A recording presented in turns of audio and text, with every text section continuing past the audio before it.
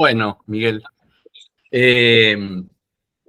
hoy es el tercer encuentro de actualidad de la interpretación en psicoanálisis. Hoy, 30 de junio, comenzamos cuando vos quieras. Bueno, vamos a comenzar directamente con la conferencia 28 de Freud, la terapia analítica. Dijimos que esta conferencia permite seguir el planteo de Freud de interpretar luego de que se haya instalado la transferencia. Esperar la transferencia para interpretar plantea las condiciones necesarias para la interpretación en los comienzos de un análisis. Bueno, lo primero que va a hacer Freud es desacreditar a la sugestión como herramienta analítica. Dice que en el caso de la sugestión solo se exige que el paciente sofoque la exteriorización sintomática sin hacer caso a los motivos. Y que es una lucha entonces entre la autoridad analítica y los motivos de la enfermedad. Además, agrega que mientras la transferencia es siempre respetada en diversos tratamientos, en diversos tipos de tratamientos, dice, en la cura analítica la transferencia no solo es respetada, es objeto del tratamiento. Es descompuesta en cada una de sus formas. Y agrega que para que finalmente concluya la cura, la transferencia tiene que ser desmontada. Curiosa expresión, desmontada. Montura puesta sobre ese caballo salvaje que podemos llamar proceso analítico. Que luego del viaje, suponiendo que fuera un viaje, debe ser retirada. Además aclara que la transferencia como montura incluye tanto al paciente como al analista y que esa relación se desarticula. Incluye a los dos, o a ambas partes.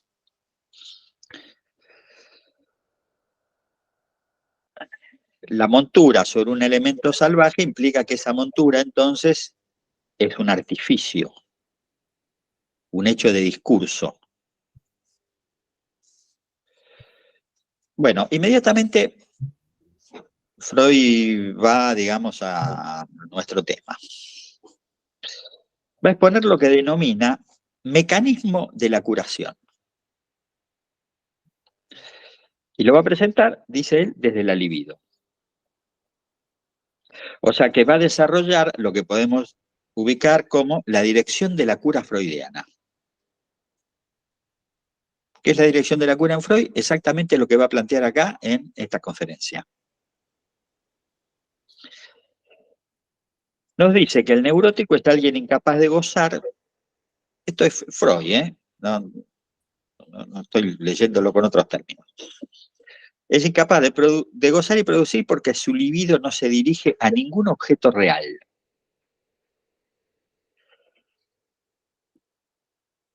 Leyéndolo, digamos, en otros términos, la libido está tomada, en todo caso, por un objeto imaginario. Y además dice que lo que resta de la libido, o sea, una parte de la libido se ocupa del objeto, dice, y otra parte de la libido se gasta, dice, en mantener la represión.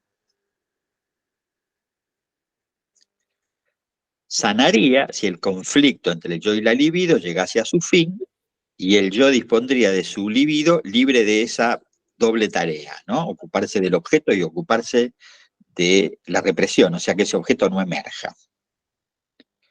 Entonces, establece que la tarea analítica consiste en desasir la libido de sus objetos provisionales y devolverla al yo. ¿Dónde está la libido?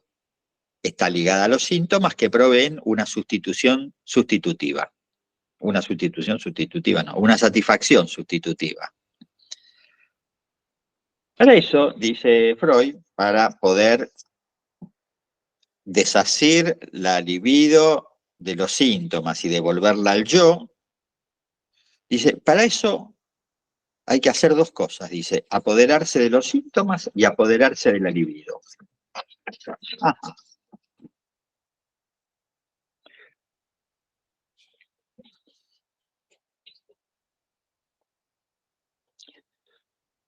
En una época Freud hablaba de un método catártico, entendido como confesión de lo que se sabe o inclusive confesión de lo que se ignora, ignorancia que muchas veces encubre la propia culpabilidad. La diferencia con el método analítico es que no alcanza con la escucha. Escucha que siempre o casi siempre produce un gran alivio en los sujetos, porque la escucha no es algo que abunde ni siquiera hoy día, ¿no? ¿Vieron las mesas redondas, los paneles de la televisión? Es terrible eso. Todo el mundo se pelea por imponer su argumento. Nadie escucha a nadie. Todo el mundo tiene la respuesta ya prefabricada. Siempre es un tumulto de voces superpuestas, un ruido verbal. Cuando la escucha en verdad suele ser aliviante para muchos. Ahora bien, esta no es la propuesta psicoanalítica, ¿no? La propuesta no es escuchar a los pacientes. La propuesta, como la plantea en esta conferencia, es un apoderamiento. Mira vos, ¿qué quiere decir esto? La frase exacta es preciso apoderarse de los síntomas. No es algo contingente, es algo necesario. Forma parte fundamental de eso que comenzó llamando mecanismo.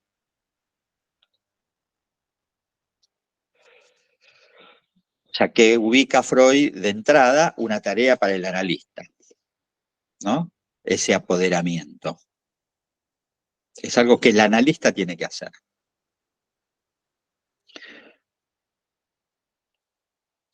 Veremos después si eso es un acto, ese apoderamiento es un acto. Bueno, después lo vemos. Si a la entrada del análisis hay un acto, sería la pregunta. Entonces, dice que para resolver los síntomas de los que nos apoderamos, para resolverlos, o sea, nos apoderamos del síntoma, ¿y qué hacemos con eso? ¿No? Me lo llevo a mi casa, me lo guardo. Para eso, dice, es necesario reconducirlos a su génesis, hasta el conflicto del cual nacieron. Eso que vimos que en la conferencia anterior, la de la transferencia, reconducirlos a su génesis hasta el conflicto del cual nacieron era el revisar las vivencias infantiles tempranas, ¿no? La génesis va a decir, está ahí. Dice algo más. Dice, es preciso renovar ese conflicto y llevarlo a otro desenlace. Apoderarse de los síntomas, conducirlos al conflicto del cual nacieron, pero además dice, hay que renovarlo ese conflicto.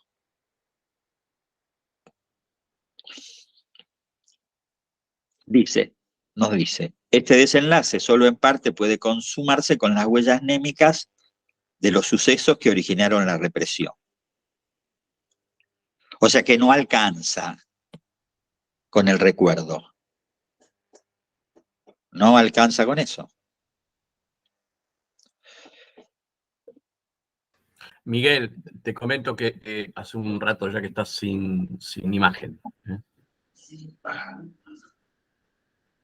Ahí se ve la parte posterior. Ahí viene. Ahí vamos. Avísame cada vez que se vaya. Bueno, dice entonces, Solo en parte, dice, porque la pieza decisiva es la neocreación de aquel viejo conflicto.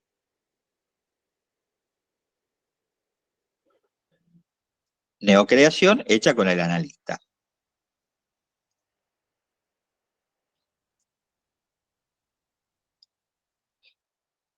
¿Por qué solo nos dice que es solo en parte? Y porque la captura, la lectura, la escucha de los significantes va a implicar al sentido, a la metonimia, al desplazamiento de la contrainvestidura, como vimos el mes pasado, hasta llegar hasta el punto de la representación reprimida, pero no alcanza con eso. Dice, en esta nueva versión del conflicto original, o sea, en la nueva creación del conflicto, pero ahora con el analista, dice, el enfermo querría comportarse del mismo modo que se comportó en las vivencias sexuales infantiles. Dice, pero el analista lo obliga a tomar otra decisión.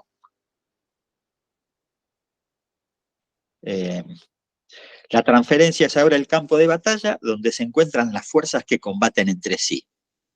Así lo dice. Dice, entonces, toda la libido converge en la relación con el médico, o sea, en esta nueva reproducción de la neurosis infantil. Y entonces los síntomas quedan desprovistos de libido. En lugar de aquellos objetos libidinales irreales, la frase es textual, aparece un nuevo objeto también fantasiado, el analista.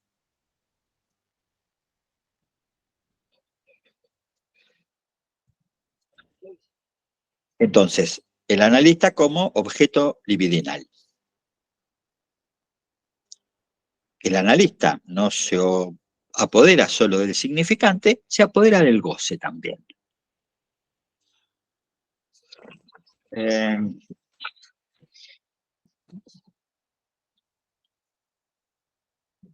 A esta nueva enfermedad, a esta nueva recreación del conflicto infantil original, lo llama enfermedad de la transferencia, más conocida como neurosis de transferencia. Y esta es la primera fase del tratamiento.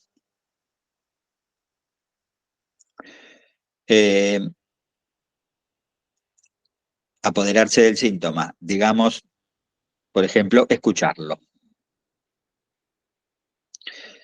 ¿Escuchar qué? Escuchar aquel significante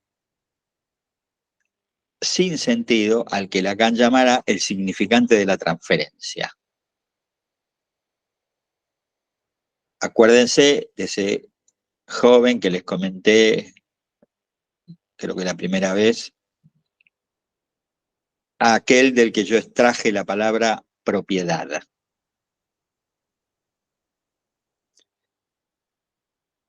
Eso abrió la vía del abuelo materno, que fue martillero público inmobiliario. O sea, que ahí vemos el desplazamiento, la metonimia, ¿no? Lo que empieza siendo propiedad sigue con el abuelo. Después siguió con otras cosas también ligadas al abuelo, pero bueno, no importa. Entonces, el paciente llega y cuenta aquello de lo que sufre. Confesión de lo que sabe, confesión de lo que ignora, confesión de su impotencia por cambiarlo. El analista escucha, ya lo dijimos, pero el analista tampoco sabe.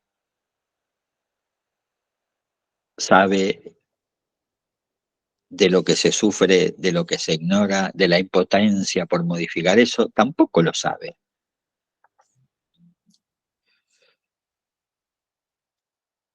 Algo sí sabe, ¿no? El analista algo sí sabe.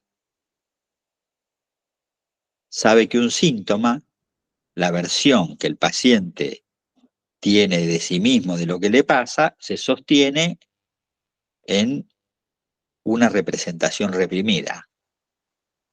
El analista sabe eso. Si ustedes quieren, el analista sabe de la existencia del inconsciente. Lo sabe, esta es la cuestión, ¿no? No lo sabe porque lo leyó. No lo sabe porque estudió a Freud, a Lacan, a Melanie Klein o al que ustedes quieran. Lo sabe porque lo sufrió, lo padeció, lo amó.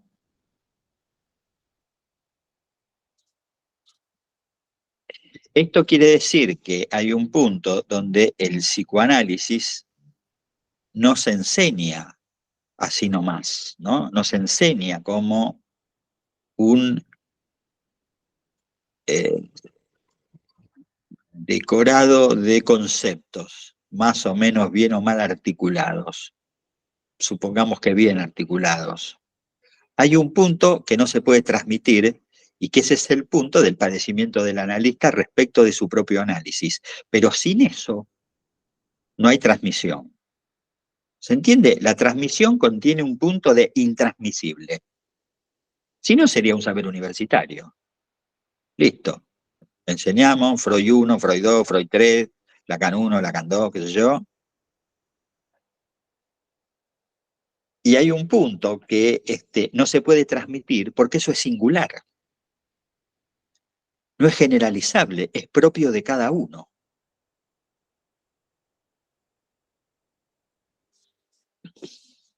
Entonces, es un poco raro nuestro trabajo. Decimos lo que escuchamos, pero no lo que entendimos. Porque no entendimos nada. En general, no es lo que sucede en el mundo. En el mundo se dice lo que se entendió. Y nosotros, en realidad, decimos lo que no entendemos. Entonces, uno podría preguntarse, ¿y cómo se elige eso? ¿No? Eso que se escucha. Digo, porque los pacientes dicen muchas cosas. Bueno, eso que se repite en lo que se dice, eso que detiene un flujo narrativo, eso que muy común, que de solo decirse hace que el paciente se angustie, llora, se pone mal. La insistencia es un valor entonces, ¿no? La insistencia de algún término, de alguna frase, de alguna idea. Pero el mayor valor, en realidad, no es ese, es la sorpresa. En ese sentido, ese término que se escucha no se elige, se impone. Se le impone al analista y el efecto de sorpresa los abarca a ambos, tanto al analista como al paciente.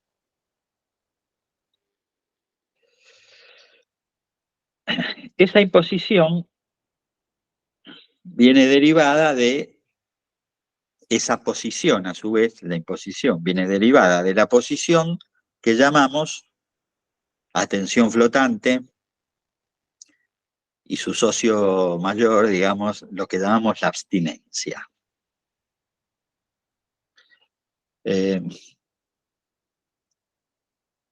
Si hay un término difícil de definir es esto, ¿qué es la abstinencia? ¿Qué es la atención flotante? Porque hoy en día la abstinencia está ligada a la privación, ¿no? El uso común de la palabra abstinencia la liga a la privación. Me privo de algo que me gusta, que quiero, pero que me hace mal, por ejemplo. Y no es eso, no es eso. la privación, o sea, la abstinencia del analista. El analista no es un abstemio de alcohol, drogas, o qué sé yo, todo eso a lo que la vida sana llama abstenerse, modo de comer, no sé qué, ir a hacer gimnasia, todas esas cosas. ¿No? Aquello de lo cual el discurso del amo contemporáneo llama a privarse. No es esa abstinencia la nuestra. Está medio camino con la renuncia. Pero tampoco es exactamente una renuncia, es una decisión. La decisión de no comprender.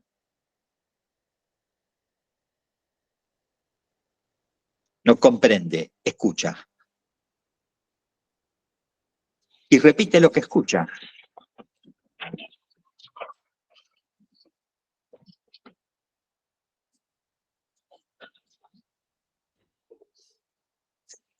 Para llegar a ese punto de la renuncia a comprender, le tienen que pasar muchas cosas a ese que se llama analista.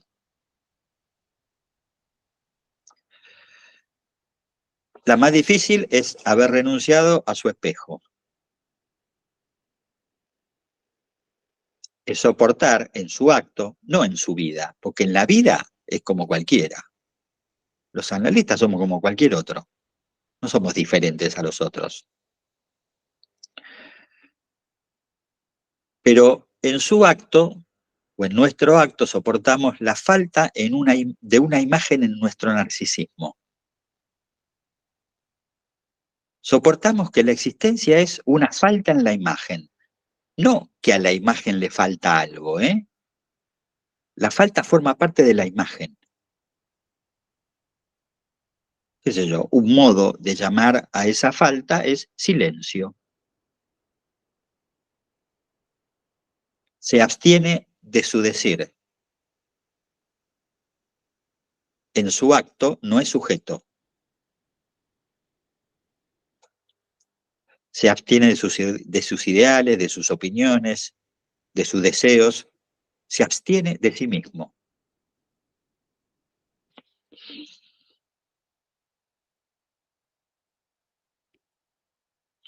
Bueno, entonces, ante esa repetición de algún término del discurso de la persona, porque todavía no es paciente, ni analizante, ni nada de eso, es alguien que viene a contarnos lo que le pasa. Alguien que viene a traernos su queja de lo que no anda en su vida. Bueno, ante la repetición de eso, el paciente hace varias cosas. Lo puede descalificar. No, no es eso. Lo ignora. O, si funciona, como a nosotros nos gusta que funciona, va a producir una nueva versión que va a integrar eso que el analista le dijo. Esta nueva versión de lo que le pasa, causada por lo que el analista escuchó sin entender nada.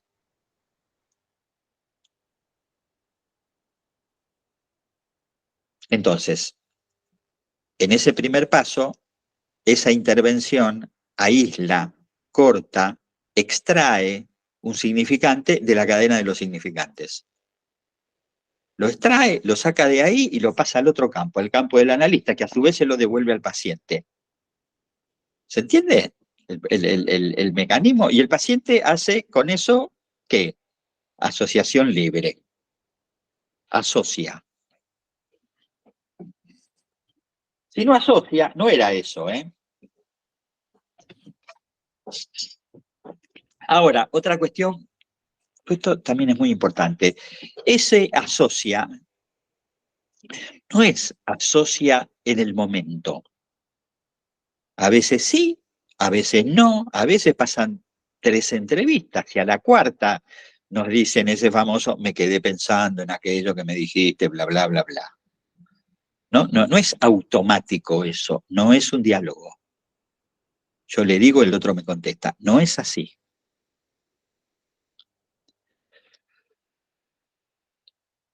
Entonces, apoderarse del síntoma es el efecto que la escucha del analista tiene en la versión nueva que el paciente hace de sí mismo.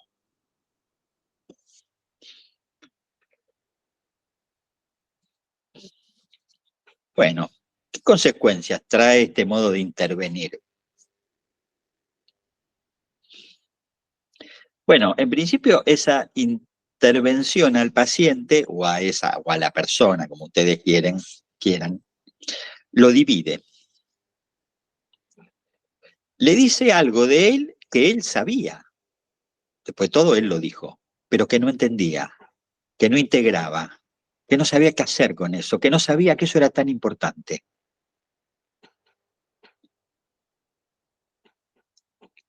Como consecuencia de eso, el paciente va a suponer que el analista sabe de él, que lo dijo porque lo sabía. Va a suponer que el analista sabía el nuevo significado causado por lo que el paciente dijo. Hay así un saber supuesto al otro. Pero entonces, si ese otro analista sabe de él, el paciente, entonces el paciente es alguien distinto de lo que él sabe o ignora de sí mismo. Entonces, dos consecuencias. Por un lado, el otro sabe de mí. Pero por otro lado, yo soy otro que el que creía que era. Se produce un saber supuesto a esa intervención y un sujeto supuesto a esa intervención.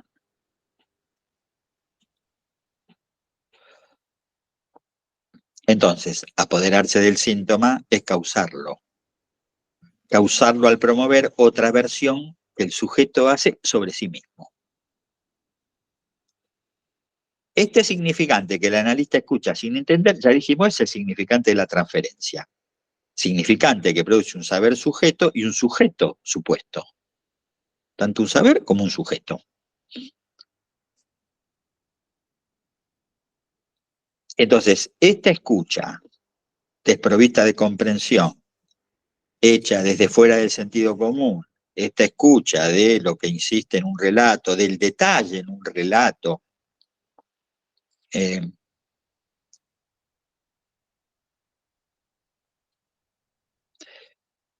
otro día me contaban una situación donde un paciente le cuenta a su analista que se puso a vomitar. En la cocina se puso a vomitar y entonces, bueno, el marido y los hijos y no sé qué, y cuenta como una escena, ¿no? Y el analista tiene una intervención del detalle, una intervención de fuera del sentido común. Le preguntó, ¿y por qué en la cocina?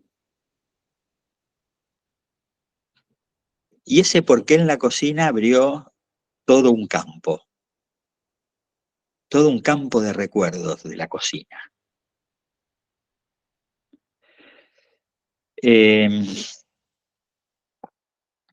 Entonces, esa escucha hecha fuera del sentido común, esa escucha de los detalles, esa escucha de los desapercibidos para el paciente mismo, blu, blu, blu, blu, esa escucha pone al inconsciente en ejercicio. El inconsciente no estaba ahí guardado esperando que alguien viniera, o dormido esperando que alguien viniera a despertarlo, ¿eh? No es así. Se pone en movimiento a partir de esa intervención de un otro que el paciente mismo.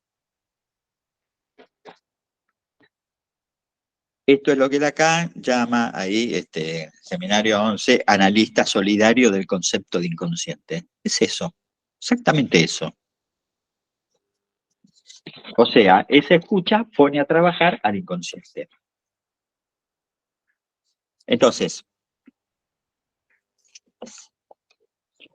él va a decir que este nuevo sujeto dividido entre lo que dijo, entre lo que él dijo, entre lo que el analista escucha y lo que él asocia, Lacan dice que eso es un falso acto, no es un acto, es un falso acto. ¿Por qué? Y no es un verdadero acto porque instala la creencia en el síntoma. Que sea un falso acto no lo descalifica, ¿eh? Pero instala la creencia en el síntoma, instala la creencia que es posible un saber sobre la división del sujeto, que es posible un saber sobre el inconsciente, que es posible un saber sobre lo que le pasa. Todavía no está ahí contado, no está restado que el inconsciente no es la causa del sujeto. Pero en ese primer momento es fuerte esa suposición de que sí el inconsciente es la causa del sujeto. El inconsciente no es la causa del sujeto porque la causa del sujeto es el objeto perdido, no el inconsciente. Ese objeto que se era antes de advenir sujeto. Donde yo era, yo debe advenir, decía Freud. El inconsciente va a quedar en los inicios de la cura como ocupando el lugar de la verdad última del sujeto. Por eso ese acto del inicio en realidad es un falso acto. Pone en juego los significantes, pero no pone en juego al objeto. Bueno.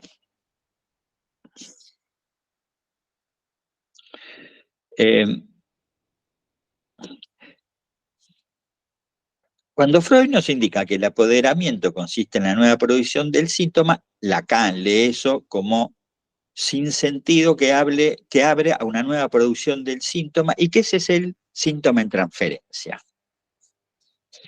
Síntoma en transferencia quiere decir que ahora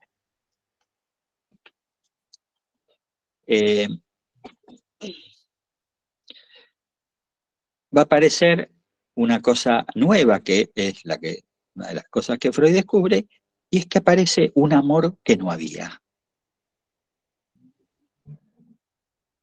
La lectura del inconsciente desencadena el amor. Entonces, el discurso analítico introduce un amor al saber inconsciente encarnado en la presencia del analista.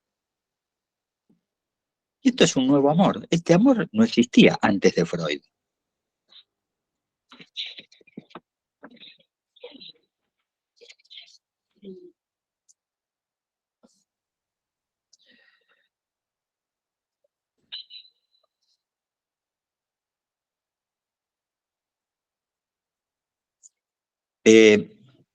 Dicho esto, la libido, dice Freud, del yo del analizante, también es transferida al analista.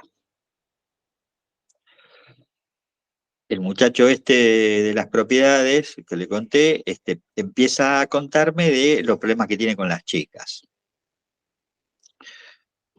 a las que les cuesta acercarse. Es un pibe muy fachero, muy lindo pibe. Ya tuvo novia 2 o 3 años, tuvo una novia, pero está tomado por una muy fuerte inhibición. Y a partir de el hilito ese de la propiedad que llevó en principio a las propiedades del abuelo y a la profesión del abuelo y que también es la profesión de la madre, luego de eso aparece el tema del sexo. Él solo lo trae, nadie le preguntó nada sobre eso. En la sesión siguiente o en la entrevista siguiente, él trae el tema de lo que le pasa con las chicas.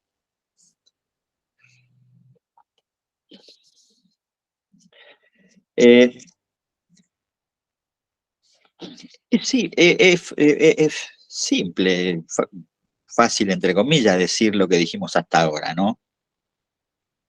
Apoderarse del síntoma, apoderarse de la libido. Pero eso es un modo de precisar cómo entra un analista en la vida de alguien. ¿Cómo entra alguien absolutamente desconocido en nuestra vida?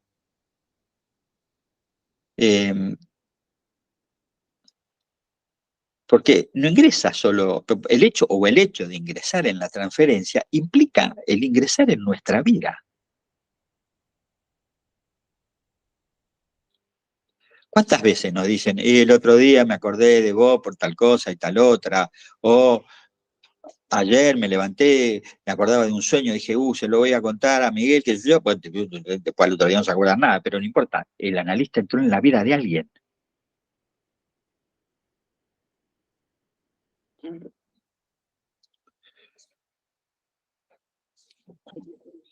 Lacan lo dice, qué sé yo, más solemnemente, ¿no? Hay un desplazamiento de la investidura libidinal sobre el analista. Y que este desplazamiento suele no adoptar una forma típica y absoluta. Toma distintas formas, que van desde el abandono tempranísimo de los síntomas. ¿Cuántas veces nos dijeron eso? Muchas veces, que después de una, dos, tres entrevistas me siento mejor. No es que me dejó de pasar lo que me pasaba, pero me siento mejor. Lo veo de otro modo, eso que me pasa.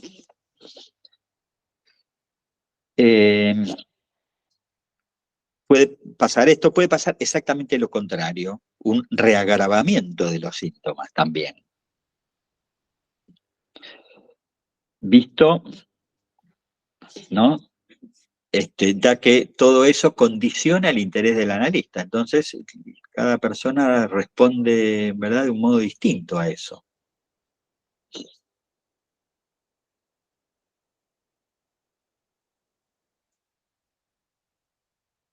Si alguien dice después de, qué sé yo, 2, 3, 4 entrevistas, che, no pasa nada, o piensa eso, no vuelve. No vuelve. Vuelve cuando empieza a pasar algo. No necesariamente que empiece a resolver lo que le pasa, pero sí, por ejemplo, que aparece ese personaje nuevo en su vida que no había, que es el analista.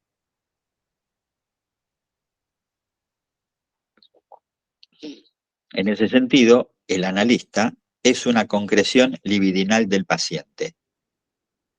El analista no existe, se lo inventa cada paciente. Cada paciente se inventa su analista.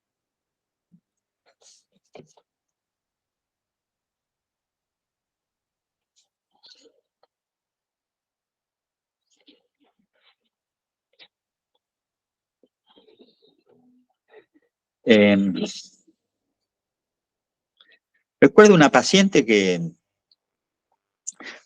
durante mucho tiempo pensó que como ella se analizaba, no se iba a enfermar, no iba a tener enfermedades orgánicas. Una persona cuya madre había muerto de cáncer porque el día que descubrió que tenía una dureza en una mama, le daba vergüenza ir al médico y nunca fue. Y cuando fue, ya era tarde, ¿no? Ya ese cáncer la había tomado. Esa idea de la capa de protección que da un análisis es muy habitual escuchar eso. El análisis me protege.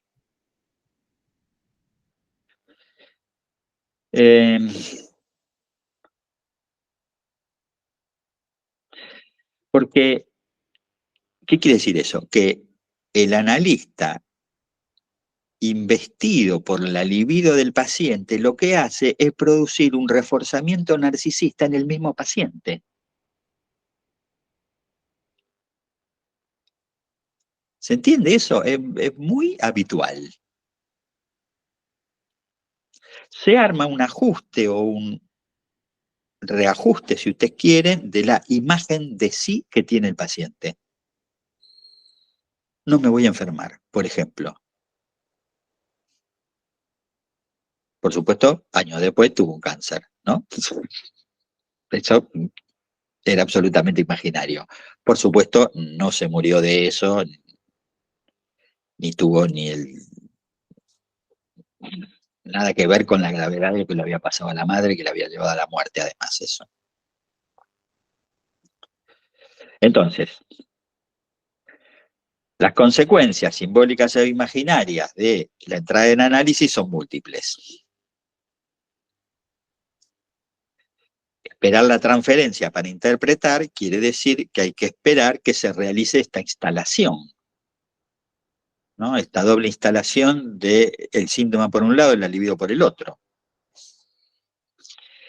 Hecha la instalación, el uno significante que funda la transferencia hace que otro significante repita. Tenemos así dos significantes. El de la transferencia y lo que Lacan va a llamar el significante cualquiera. Sigamos con el paciente este que les comento. Propiedad funda, inhibición con las mujeres repite.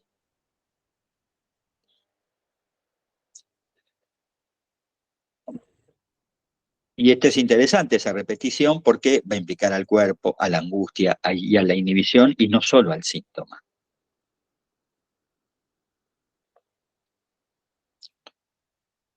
Ese es un modo de desplazar, de transferir la libido del yo al analista.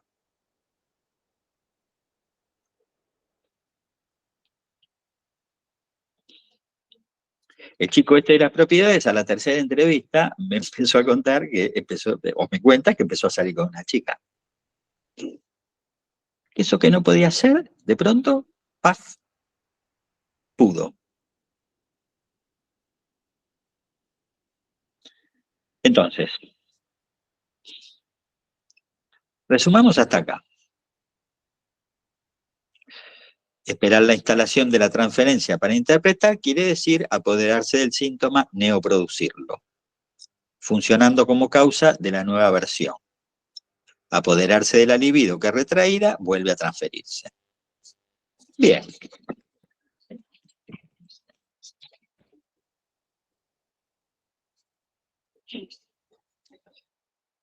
El otro día tuve una charla con alguien que se preguntaba y me preguntaba si esto sigue siendo así.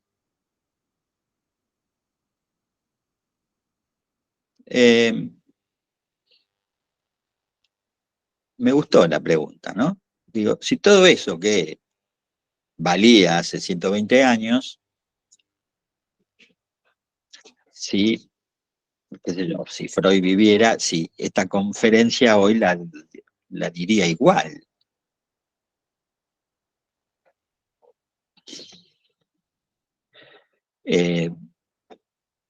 Claro, si uno piensa en los sujetos contemporáneos no tienen bastante poco que ver con los sujetos freudianos, con los sujetos de la Viena de fines del siglo XIX, comienzos del XX. Básicamente porque el sujeto contemporáneo, uno podría decir, espera, hay que hacer alguna aclaración. Primero,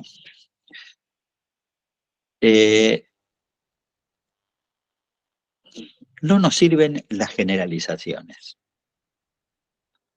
No nos sirve generalizar, decir sí es lo mismo, no, no es lo mismo. Eso es una generalización. Yo puedo decir por mi clínica que personas, qué sé yo, mayores de 40 años funciona exactamente igual que en la época de Freud. Exactamente igual. Personas menores, no. No funciona igual.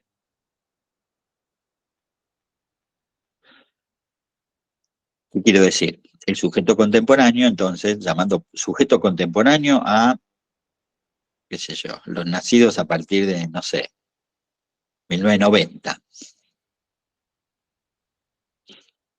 Sub 40, si ustedes quieren. Son sujetos que, y más con los pibes de ahora, ¿no? Uno podría decirlo así. No es que no tienen marcas pero esas marcas ocupan lugares diferentes. La función del S1, como nosotros lo aprendimos, es una marca que implica una violencia en el discurso. La violencia en el discurso quiere decir que eso se impone. vos te llamás fulano de tal, es una marca violenta del discurso del otro sobre el cuerpo de alguien. Violenta quiere decir, es una intrusión.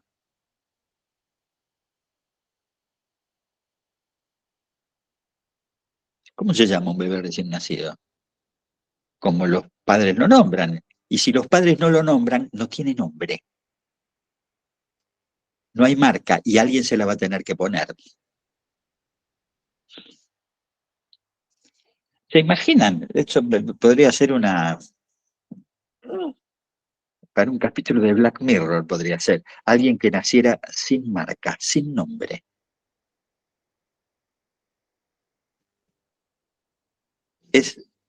Tendría una vida absolutamente invivible.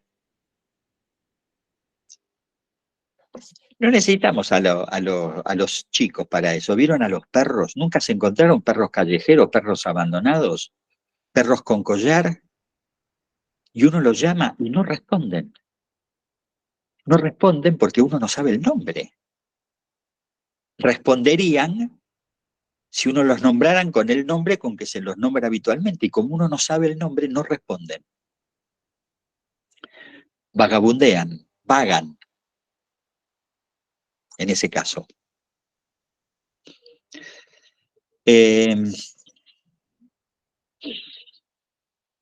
Entonces, hoy en día, esa violencia, esa función del S1 en el discurso está fuertemente cuestionada. ¿Qué sé yo? Libertad, por ejemplo, es un término que nombra ese cuestionamiento. Que cada uno elija lo que quiera, como lo quiera, donde quiera. Se pregona, se hace campaña, para usar una palabra de hoy, de el ideal de la no marca. El ideal de que no haya marca. El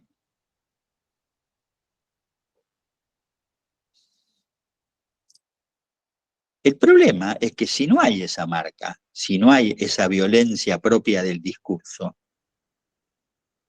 el sujeto aparece como se nos aparecen hoy día los adolescentes. Básicamente los adolescentes, sin deseo, sin rumbo, no saben qué son, hombres, mujeres, no saben qué estudiar, si estudiar, suelen optar por vagar, ir a dar la vuelta al mundo, andar por ahí, no estacionar en ninguna parte.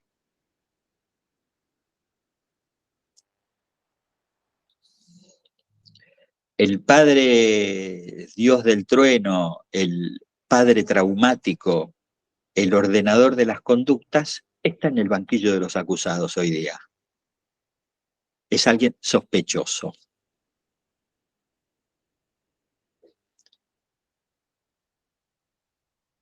La madre de este pibe, que les cuento, este pibe de la propiedad, la madre de este pibe está absolutamente angustiada, es una mujer muy difícil, porque este pibe no elige qué hacer, no estudia, duerme todo el tiempo, trabaja por ráfagas, sale de joda con los amigos, y la madre está desesperada por eso. Pero al mismo tiempo, insiste, él tiene 22 años, este chico, que él sea autónomo. Él a los 22 años ya tiene que saber lo que quiere, cómo lo quiere, dónde lo quiere y con quién lo quiere. Y este pibe no tiene la menor idea, o tiene algunas ideas de eso, pero justamente ideas tomadas del imaginario familiar del que viene.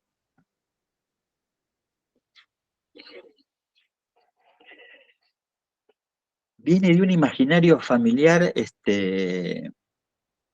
muy raro. Ambos padres trabajaron en casinos. Entonces, para este pibe, la plata es algo que está arriba de la mesa y que solo hay que tomarla. o que tenerla o no tenerla depende del azar, de la suerte, del destino, no depende del esfuerzo, no depende de trabajar o no trabajar.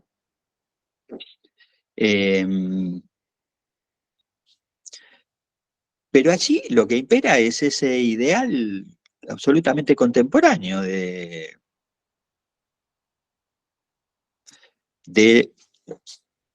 yo a tu edad, yo ya sabía lo que quería.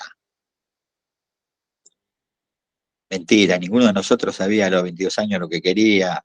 Con suerte estábamos estudiando algo que nos gustaba, o que creíamos que nos gustaba, o trabajábamos, o teníamos una novia o un novio, y no mucho más que eso.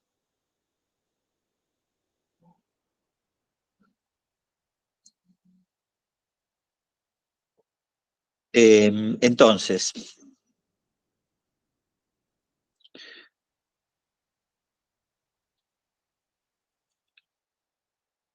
hay marcas, pero la orientación de esas marcas es un lugar vacío, que no está ocupado.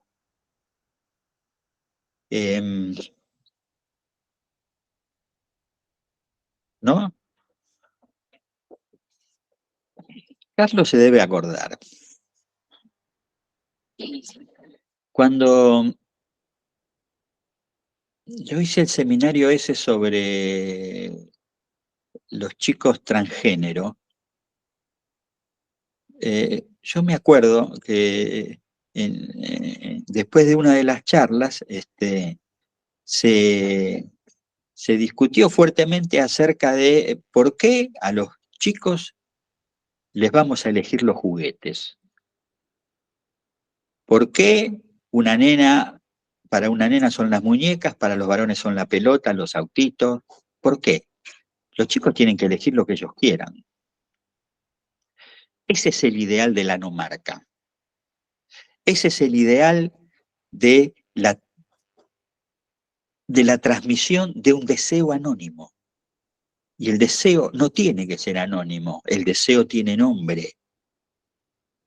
Mi padre, mi madre quieren esto, quieren aquello para mí. Yo después veré lo que hago con eso que ellos quieren. En general, otro rumbo, ¿no? Es que suele suceder. Pero el problema es cuando hoy en día se pone como ideal de la época no elegir, que ellos elijan. Eso da lugar a esos sujetos melancólicos, vacíos, angustiados, que no pueden elegir si nadie les enseñó a elegir. Si nadie eligió por ellos ni para ellos, ¿no? Esa manera de desresponsabilizarse de muchos padres contemporáneos. Eh,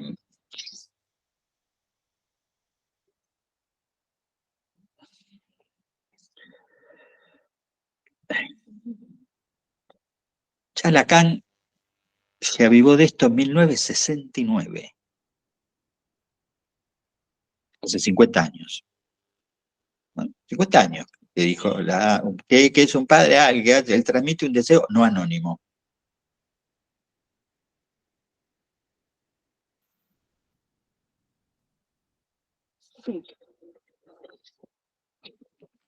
Eh,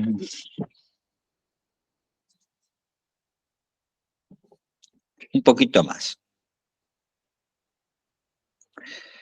Es decir, ¿qué va a agregar Lacan a todo este planteo freudiano que estamos haciendo, ¿no?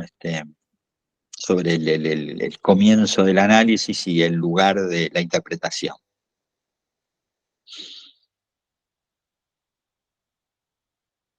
En realidad, la interpretación ahí al inicio es la extracción de un término. ¿Se entiende, no? Es un corte en el discurso, la extracción de un término,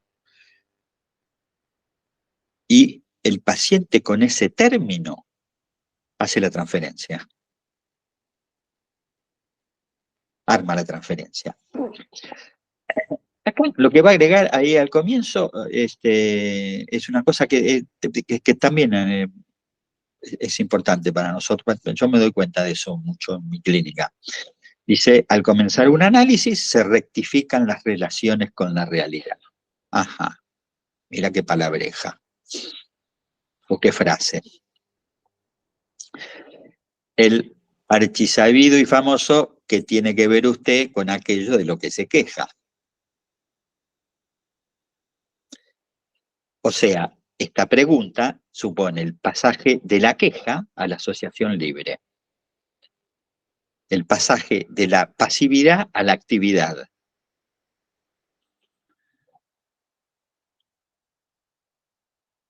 ¿Cuál es el nuevo significado de lo que le pasa? ¿Cómo producimos un encuentro inesperado con el aparato psíquico de esa persona?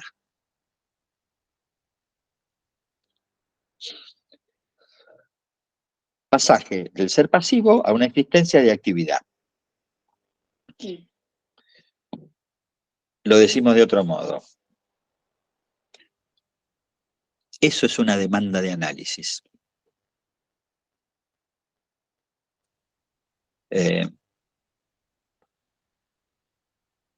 Como decía un amigo mío, pedir análisis es como pedir pizza. Llamo por teléfono para que me manden una pizza. La demanda de análisis no es el pedido de análisis. La demanda de análisis implica que alguien se ponga a trabajar con aquello que le pasa. La demanda de análisis es póngame a trabajar.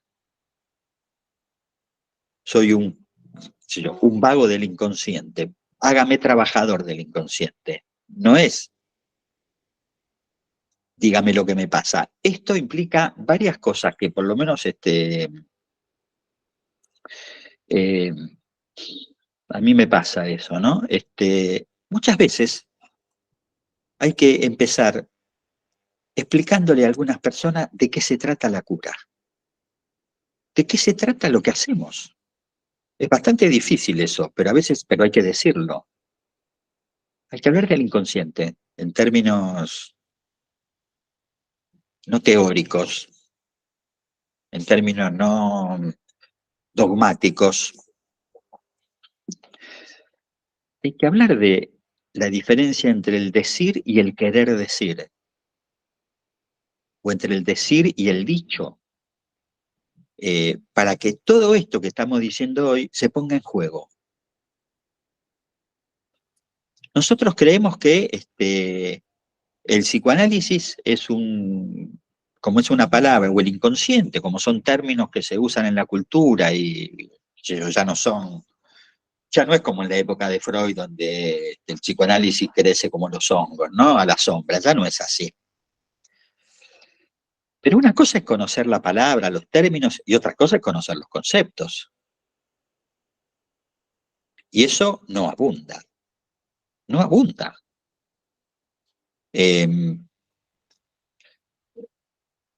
Ya no usamos la terminología freudiana, ¿no? Digo, qué sé yo. Aunque yo a veces la he usado y me ha servido. Por ejemplo, un paciente psicótico, decirle que él tenía el complejo de Edipo fue absolutamente, le abrió otra manera de pensar su vida, ¿no? Hoy en día, decirle a alguien que tiene complejo de Edipo desencadena una carcajada, digamos. Uno ya no habla en esos términos. Ya no le explicaríamos a un paciente lo que es el complejo de Edipo. Ya no tiene sentido, eso ya está como demasiado diseminado en la cultura, pero sí la existencia del inconsciente. Eso no está diseminado en la cultura. La palabra inconsciente existe, pero se la confunde con subconsciente, con, qué sé yo,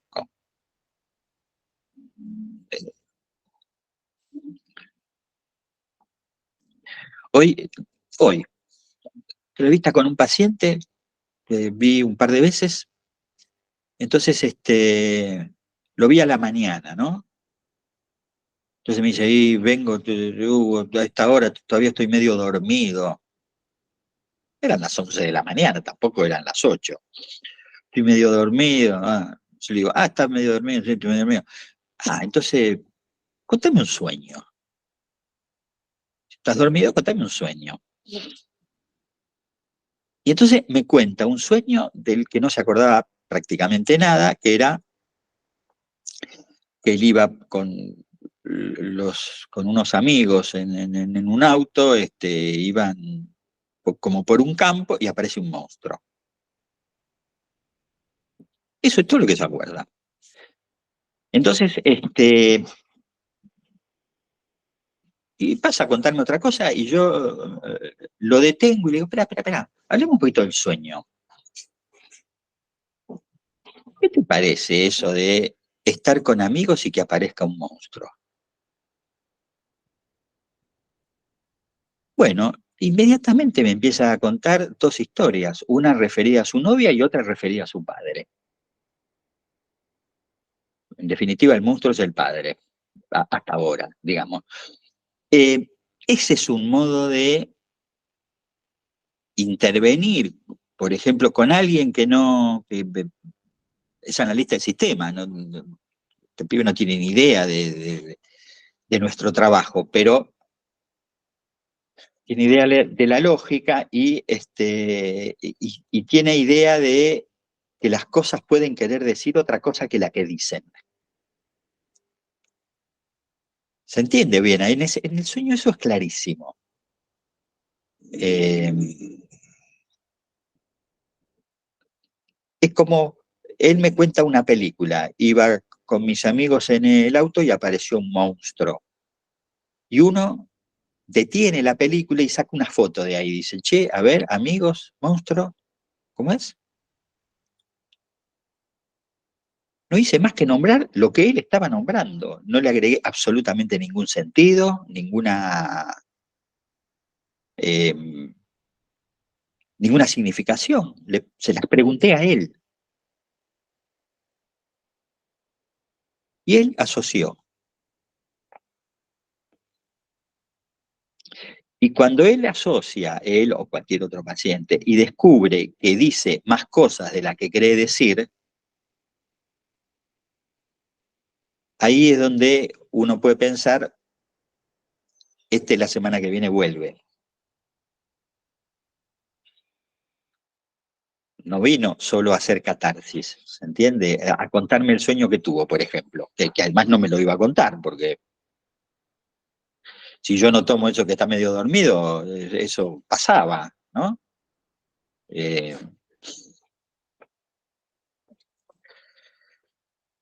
en todo caso, yo no tenía que estar dormido. Bueno, 8:10. Bueno, alguna vez eh,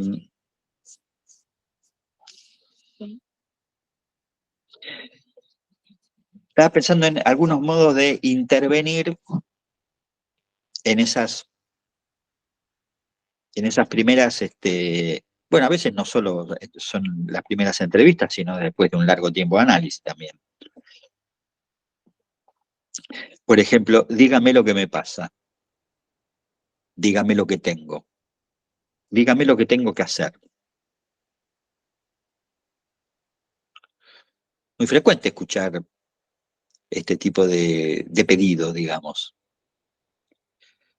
Eh, Ese es un modo de retornar a la posición anterior, ¿no? De desandar el camino de el inicio y de la instalación del significante de la transferencia, bla, bla, bla, bla.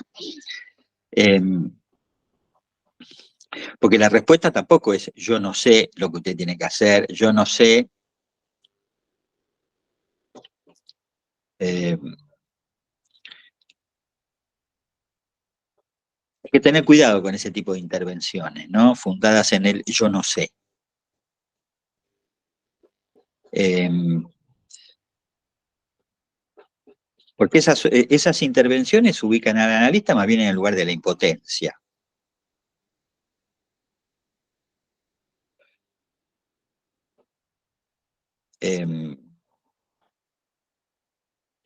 Ahí, más bien, la posición es la del silencio, ¿no? En el sentido de que el silencio es una estrategia posible para relanzar lo detenido.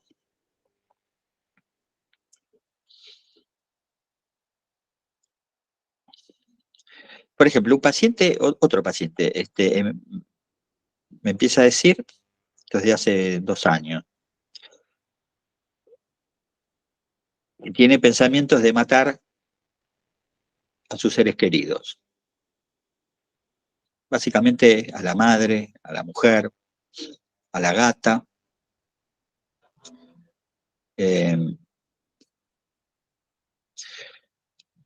Yo tengo una intervención en relación a que se vaya a pasar unos días a la casa del hermano.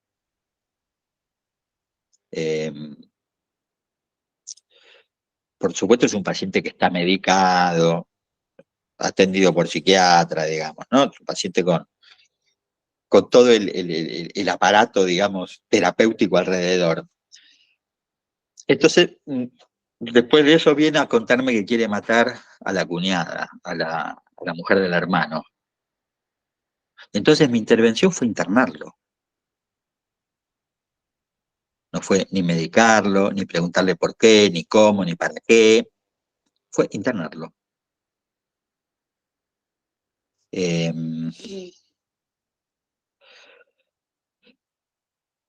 O sea, no fue decirle o que no mate, o que qué sé yo, que esas son ideas, que ya se le van a pasar, que no sé qué, porque no son ideas, ¿no? Son alucinaciones, no son exactamente ideas.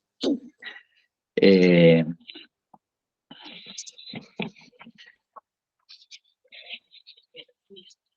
¿Por qué cuento todo esto? Porque, por ejemplo, esta es otro que me interesó mucho. Alguien me cuenta, una paciente me cuenta, eh,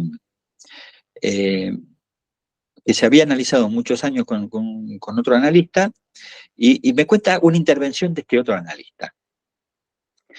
Es una persona muy fóbica, con una claustrofobia importante, y entonces me dice que en determinado momento de ese análisis anterior empezó a decirle al analista que se ahogaba, que se ahogaba, que se ahogaba. Lo del ahogarse tenía toda una serie asociativa en relación a una pileta de natación y qué sé yo, y después, nada, esas intervenciones o esas asociaciones no disminuyeron, digamos, el- la angustia que tenía esta mujer, y entonces en un momento empieza a decir a la analista que haga algo, por favor, haga algo, haga algo, haga algo, me ahogo, haga algo. El analista le interrumpe el tratamiento. Deje de venir, le dijo. Deje de venir un tiempo. Fue muy interesante esa intervención. Ella me contó que después de 5 o 6 meses volvió al análisis, nunca más, y no se volvió a hablar de ese tema, de por qué se había ido. O sea, que el analista entendió que había algo de la transferencia que estaba en juego en el ahogo. Y que entonces,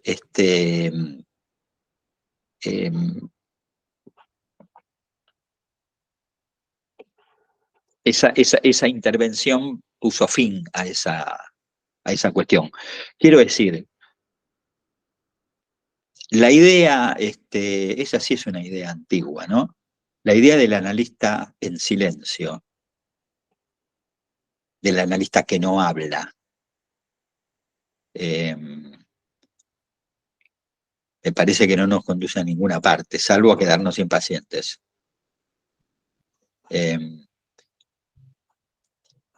Ustedes van a leer muchos trabajos que dicen exactamente lo contrario. Hay que tener cuidado y no ser intervencionista, y cuidado con las intervenciones, qué sé yo. Las intervenciones de las que hay que cuidarse son aquellas que, como diría Lacan, alimentan al síntoma, las intervenciones en relación al sentido.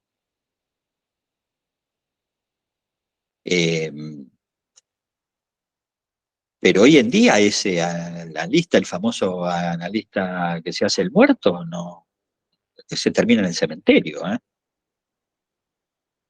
De verdad, ese no es un modelo de trabajo posible hoy en día.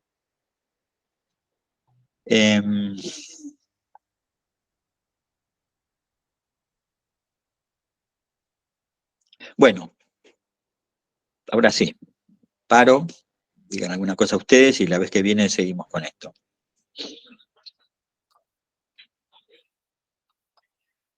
Bien, abrimos para que intervengan.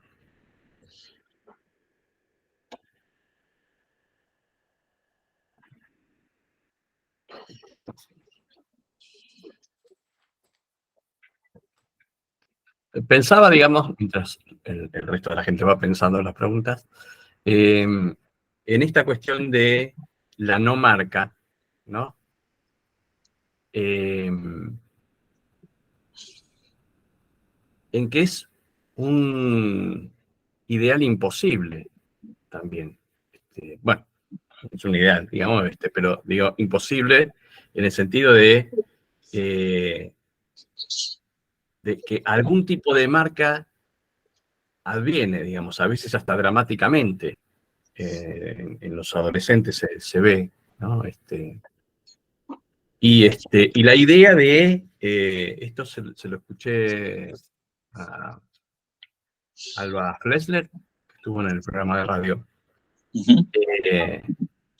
que decía, que se les supone en esta idea de que los niños saben, ¿no? Bueno, ya habíamos hablado de eso. ¿Te acordás que yo había contado esa pequeña viñeta de mi propia familia? De la madre que le decía al nene de 4 años que había hecho quilombo, vos sabés que no tenés que... ¿Cómo vos sabés? No sabe. Mm. Está esa suposición de que sí sabe. De que entonces, como sabe, yo no tengo nada que enseñarle porque ya sabe. Por supuesto, mientras el padre andaba por ahí, sin intervenir. Sí, claro. Está esa suposición, es feroz. Yo pensaba, con respecto a esto, lo que escucho muchas veces es poca capacidad de postergar para la crianza de un hijo. No hay, es decir, hay como una vorágine tal donde hay algo que no pueden los padres, que es decir, dejar en suspenso alguna de las actividades, porque y los meten en semejante vorágine también, que terminan el pibe todo el día ocupado con un montón de cosas, donde hay poca posibilidad para armar algún sistema de orientación, por ejemplo. Sí, sí, claro. Me lo han dicho eso, me lo han dicho hasta casi en términos ideológicos. Se tiene que preparar para la lucha por la vida.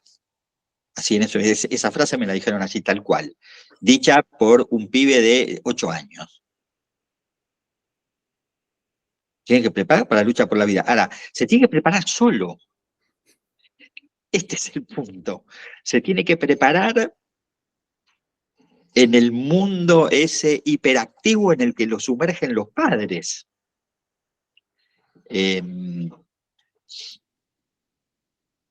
Esa no es la transmisión de un deseo no anónimo, ¿eh? Esa es la transmisión de un deseo bien anónimo.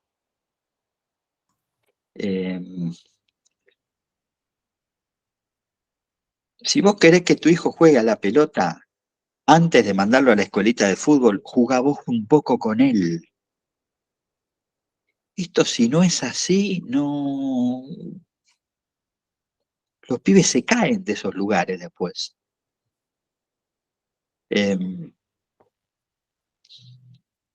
Bueno, me hace acordar de otra historia de hace 15 días.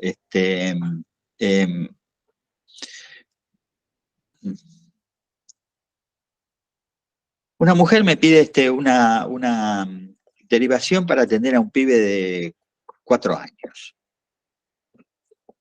4 o 5 años. Entonces, yo le doy un nombre. Entonces, me llama después, el día que ella y su marido van a ver a este analista de chicos, que tenía que ser varón, y entonces arreglan un encuentro para que el pibe vaya a ver al analista. Entonces, el día ese, ella me llama por teléfono antes de la consulta y me dice, che, pero ¿es de confianza, colega? Sí, le digo, ¿por qué? Dice, ¿cómo voy a dejar a mi hijo solo con él? ¿Cómo lo voy a dejar solo con un desconocido?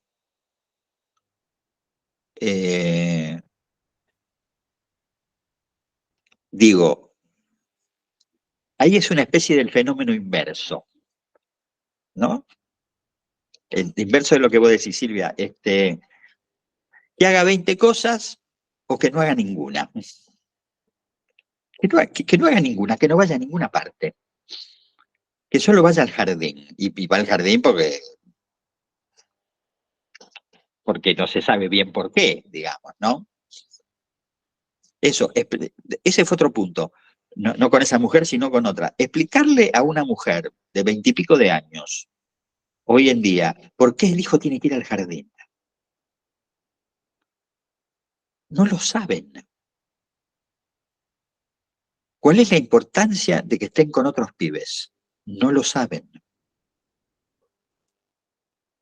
Ese es el ideal de la no marca.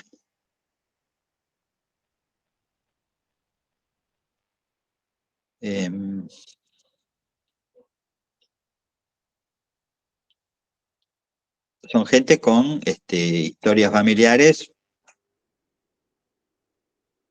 Cuando uno escarba, empieza a encontrar, digamos, las deficiencias en su propia crianza, ¿no?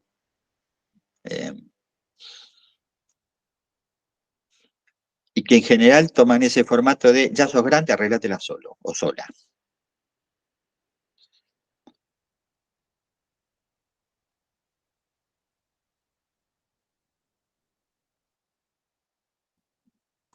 Es como confundir libertad con abandono en un punto. No, bueno, sí, claro, obvio. Sí, sí. O es confundir abandono con yo no puedo, trabajo todo el tiempo, estoy muy ocupado, muy ocupada, no tengo tiempo, etcétera, etcétera. Es lo mismo.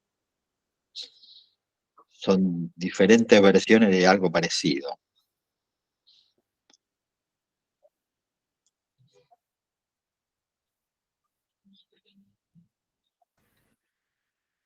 Sí, Alberto, que levantaste la mano. Sí, sí. Sí, había mencionado algo, Calvano, sobre el juego con los niños, ¿no? Malaspina también y otros especialistas también habían mencionado la falta de diálogo que hay también, con todo lo que es la hiperconectividad, la hiperactividad que usted mencionaba, la falta de diálogo que hay con los niños y el efecto que se va produciendo, ¿no? Hoy me mandaron, después se lo voy a mandar, un videíto que ganó el primer premio de no sé qué concurso, qué festival de qué sé yo, que efectivamente toma ese tema, ¿no? Como todo el mundo en contacto con su telefonito y alrededor no hay absolutamente nada, ni nadie, porque todo el mundo está con su telefonito. Entonces, efectivamente, no hay diálogo, solo interés por esa ampliación del propio cuerpo que es el aparato electrónico. Sí, sí, claro. Después se lo voy a mandar, es interesante el videito. Es un dibujito animado en realidad.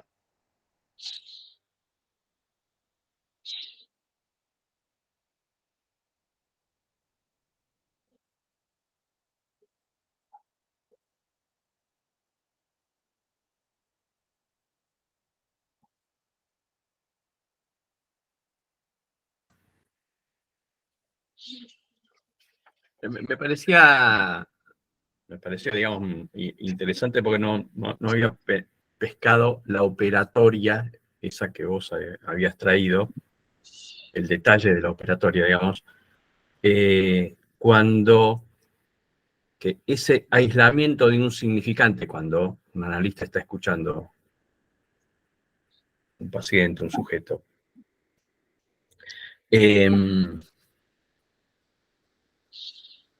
es un aislamiento de ese significante, decías que pasa al campo del analista y se lo devuelve al sujeto para que asocie, ¿no? Esta cuestión de devolverlo al campo del sujeto, que, digo, me parece que es interesante para poder pensar cómo hay ese significante que es del sujeto cuando pasa al campo del analista y lo devuelve, lo puede escuchar, digamos, si bien lo escucha como propio en el sentido de que hay algo de él que él no sabía, pero donde eh, es el analista el que le da valor significante, le da relieve significante, ¿no? Sí, el analista lo extrae, ¿no? Eh, es esa extracción la que le da valor, pero le da valor cuando el otro asocia, digamos. Yeah. No, Sí, no, no, claro. es una extracción sin garantías, por así decirlo, digamos. A veces funciona y a veces uno extrae cualquier cosa que no era. También sucede. Eh,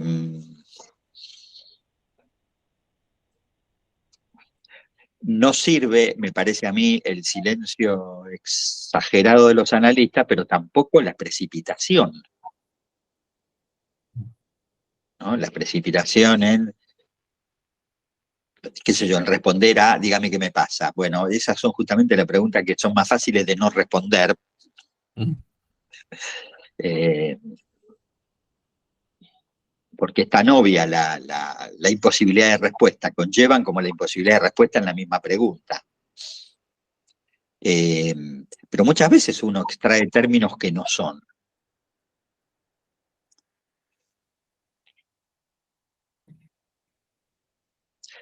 Supongamos, a ver, estoy acordando otra situación. Viene a verme una mujer muy mayor, 70 y pico, eh, que vive sola, que separada de su marido y que tiene un hijo que vive en Alemania. Entonces, ella tiene 70 y pico, sigue trabajando, eh, se las arregla bastante bien, digamos, a pesar de todo, con su vida. Entonces viene a verme absolutamente angustiada porque eh, ella quedó que el mes que viene va a ir a Alemania a quedarse unos cuantos días con el hijo y su nieta. El hijo está casado y tiene una hija. Y que en una charla con el hijo le dice: vos sos una mala madre y una mala hija. Por teléfono, ¿no? Le dice así: sos una mala madre y una mala hija. Esto sucedió a fin del año pasado. Entonces ella viene a verme y me dice, me cuenta eso, esto sucedió hace varios meses. Yo, la primera, dice, quedé tan angustiada, tan preocupada, tan mal con eso que me dijo mi hijo, que no me dio ninguna explicación de por qué me lo decía, que pensé matarme. Que cómo mi hijo me iba a decir eso, que qué sé yo, que de dónde lo sacaba. Entonces me empieza a contar de que en realidad hay una historia donde su madre la abandonó, se fue de la casa, abandonó a ella y a su padre y se fue con otro hombre cuando ella era una niñita pequeña, y que la abuela, la madre de la madre, hizo exactamente algo parecido y que era muy mala y que maltrataba a todo el mundo y qué sé yo. Entonces yo tengo una intervención y le digo algo así como que, bueno, hay una línea materna, le digo, son las mujeres malditas, algo así le digo. Son las mujeres malditas de la familia. Entonces, ella viene a verme después y me cuenta que esa intervención mía la había tranquilizado mucho, y que bueno, y que entonces, qué sé yo, no sabía qué hacer, si ahora que iba a viajar a Alemania y si iba a poder hablar con el hijo o no, porque el hijo es como de pocas palabras y no sé qué, y me cuenta algunas cosas más de su vida, y en la entrevista siguiente aparece la mala de la historia. Y la mala de la historia es la hermana de ella, no es. La madre era lo que era, la abuela era lo que era, ella es lo que es, seguramente, pero la mala de la historia es la hermana. Entonces, eh, me gustó cómo me gustó. El psicoanálisis para creer o reventar, digamos, ¿no? Últimamente son más los que revientan que lo que creen, pero bueno, allá ellos. Pero es impresionante cómo uno empezó a tirar del hilito ese que ella misma trae, mala hija, mala madre, y aparece que la que en verdad eh, hizo esa publicidad de ella fue su hermana, que habló con el hijo, que habló con los primos, qué sé yo, diciéndole todo lo que era ella, y me cuenta la historia de ellas dos cuando eran pequeñas, que estaban peleándose todo el tiempo. Eh,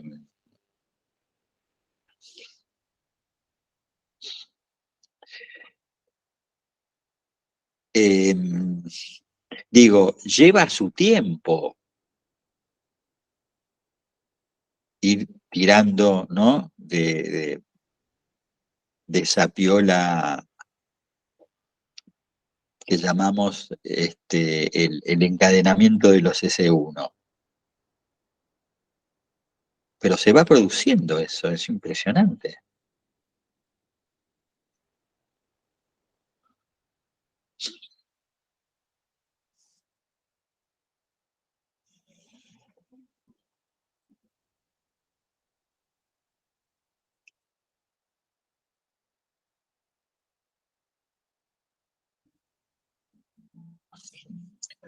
Bueno, si les parece, paremos hoy. ¿Qué hacemos el mes que viene? Ay, yo quería hacer una pregunta, A ver, si se bueno, puede. Digo, con esto de que, con todo lo que se trabajó en la clase y con todo lo que decías del caso que venías pensando, digo, en la interpretación y trabajando la transferencia, ese significante que se que toma el analista para devolvérselo al paciente y que se lo ponga a trabajar, ¿puede operar como un S2?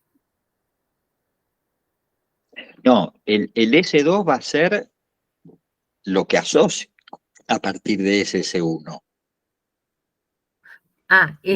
No es, digamos, a partir, digamos, de eso que uno engancha y que se quede, digo, porque sonaba como que repetía esto de que no sabía quiénes eran las mujeres, de quiénes eran la mala, quién era esto, que yo. Entonces, cuando vos haces como no una interpretación, pero cuando tomás ese significante y lo devolvés de algún modo, si puede ser pensado de esa manera o no, o estoy...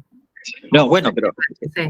fíjate, no, porque uno podría decir, mala madre, mala hija, Sí, en principio está ubicado en relación a ella, sí, yo lo ubico, y ella misma lo ubica en relación a su madre, aunque lo saltea eso y va en dirección a la abuela, sí, entonces eso ya lo va ubicando a distintos personajes. sí, Entonces, si bien el significante es el mismo, ella sí. queda ubicada en diferente lugar.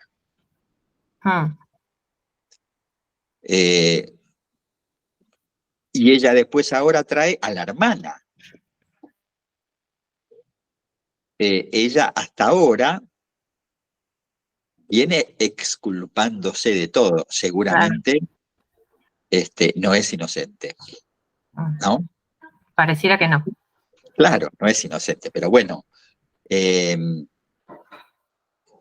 todavía no llegó al punto en el que ella se involucra. Ahora, el ir corriendo el mala madre y mala hija en relación a los distintos personajes de la familia, a ella le empieza a producir efectos de apaciguamiento. ¿Se entiende? Sí. Entonces, ¿qué quiere decir que le produce efecto de apaciguamiento? Que eso le empieza empieza a hacer que ella pueda empezar a hablar de otras cosas. Ella ya, bueno, una de las cosas que me dijo en la última entrevista, cuando aparece lo de la hermana, es que empezó a arreglar la casa. A ver, es una mujer de 70 y pico de años, vive sola. Y me dijo, mi casa es un desastre, si yo me iba a matar, si yo me iba a morir. El hecho de empezar a correr este significante empezó a producir este tipo de efectos sobre ella. Entonces ya no es mala hija o mala madre, empieza a ser, qué sé yo, buena ama de casa, ponele.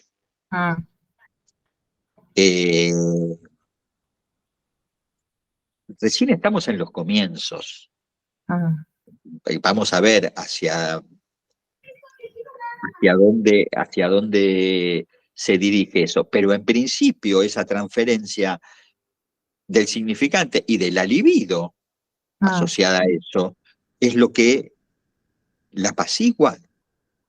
Claro, yo lo pensaba en esos términos, digamos, de un significante a otro significante, digo, capaz me expresé mal, con esto de poder hacer otra cosa con eso, y no quedarse en el circuito, en el círculo de repitencia, digamos, sin que sea algo diferente. Pero fíjate, aparecen varios significantes, porque aparece mala madre, mala hija, y después aparece mala madre, y después mala abuela, y ahora mala hermana. Uno podría decir, el mala se conserva, pero el objeto en la frase va variando. Entonces ya no es el mismo significante. Claro.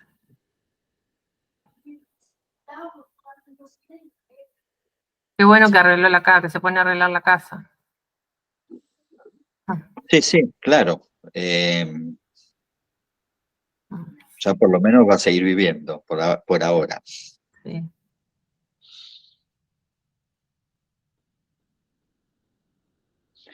Bueno, preguntaba, ¿qué hacemos a fin de mes?